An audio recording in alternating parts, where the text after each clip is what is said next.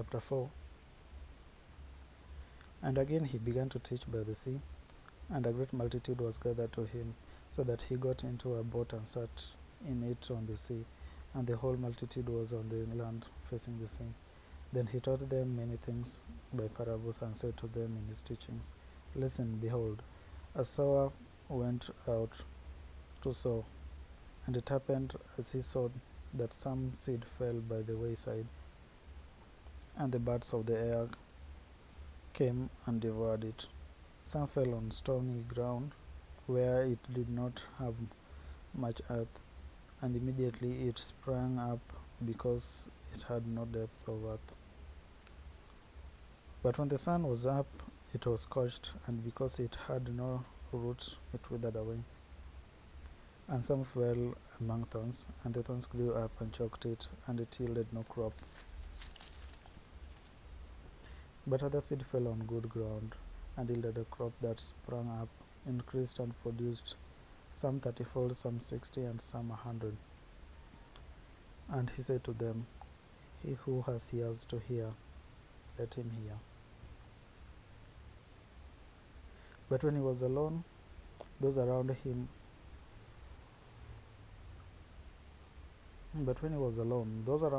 with the 12 asked him about the parable, and he said to them, To you it has been given to know the mystery of the kingdom of God, but to those who are outside all things come in parables, so that seeing they may see and not perceive, and hearing they may hear and not understand, lest they should turn and their sins be forgiven them. And he said to them, Do you not understand this parable? For then will you understand all the parables. The sower sows the word, and these are the ones by the wayside, where the word is sown. And when they hear, Satan comes immediately and takes away the word that was sown in their hearts. These likewise are the ones sown on stony ground, who, when they hear the word, immediately receive it with gladness, and they have no root to themselves, and so endure only for a time. Afterward, when tribulation or persecution arises for the word's sake, immediately they stumble. Now these are the ones sown among thorns. They are the ones who hear the word,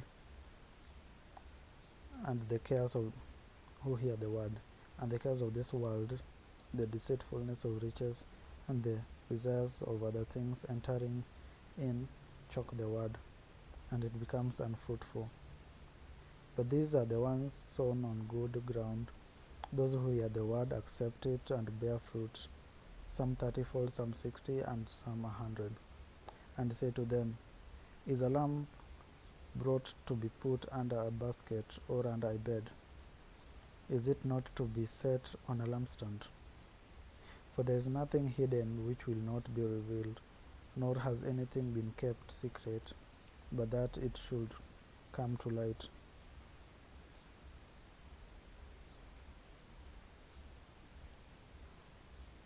If anyone has ears to hear, let him hear. And he said to them, Take heed what you hear. With the same measure you use, it will be measured to you, and to you who hear, more will be given. For whoever has, to him more will be given, and whoever does not have, even what he has will be taken away from him. And he said, The kingdom of God is as if a man should scatter seed on the ground, and should sleep by night and rise by day, and the seed should sprout and grow. He himself does not know how. For the earth yields crops by itself, first the blade, then the head, after that the full grain in the head. But when the grain ripens, immediately he puts in the sickle, because the harvest has come. And he said, To what shall we liken the kingdom of God? Or with what parable shall we picture it? It is like a mustard seed which, when it is sown on the ground, is smaller than all the seeds on earth. But when it is sown, it grows up and becomes greater than all herbs, and shoots out large branches, so that the birds of the air may nest under its shade. And with many such parables he spoke the word to them as they were able to hear it. But without a parable he did not speak to them. And when they were alone, he explained all things to his disciples. On the same day, when evening had come, he said to them, "Let us cross over to the other side." Now when they had left the multitude, they took him along in the boat as he was, and other little boats were also with him. And a great windstorm arose, and the waves beat into the boat, so that it was already filling. But he was in the stern, asleep on a pillow.